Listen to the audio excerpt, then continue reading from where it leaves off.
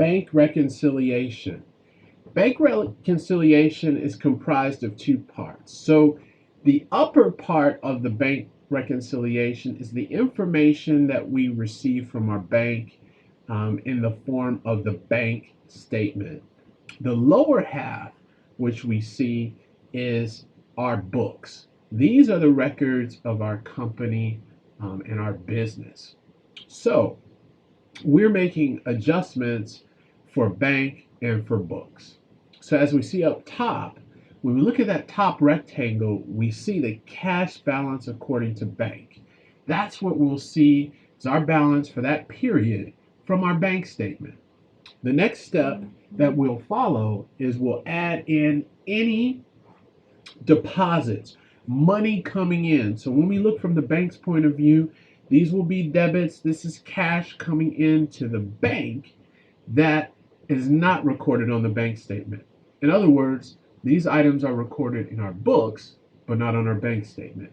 And this includes any deposits in transit. That's the name for it. Again, we're going to take out any checks that we've written that are not appearing on our bank statement. These are credits to cash, not on the bank statement, which are on our books. The name for this is outstanding checks. Now, once we total up, so in other words, we take our beginning balance according to the bank, we add in, if any, deposits and transits, and then we deduct, if any, outstanding checks, we get what's called the adjusted balance per bank. Now, when we go below to the next rectangle, we start out with our cash balance according to our books or our business or company. The process there is we're going to add any unrecorded bank credits. So any items that have come into our bank account that are not on our records, which could include any notes that were collected by a bank. Remember, notes are loans.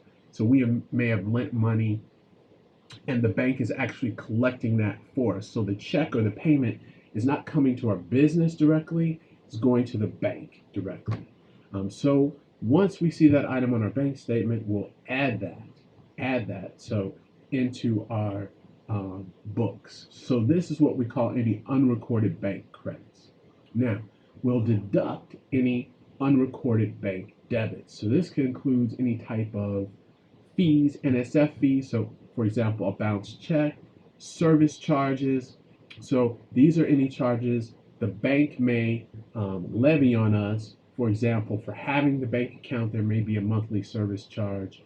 We may also receive a fee for buying checks. These items will show up on the bank statement, and these are items we would not have on our books. So we would, again, deduct these items from our books, from our records, and this would be unrecorded bank debits.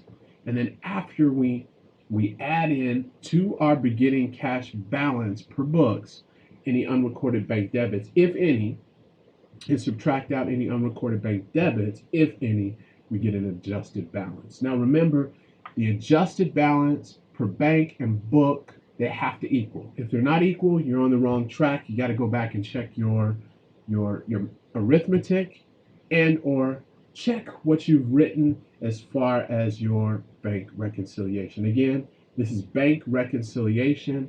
Thank you very much.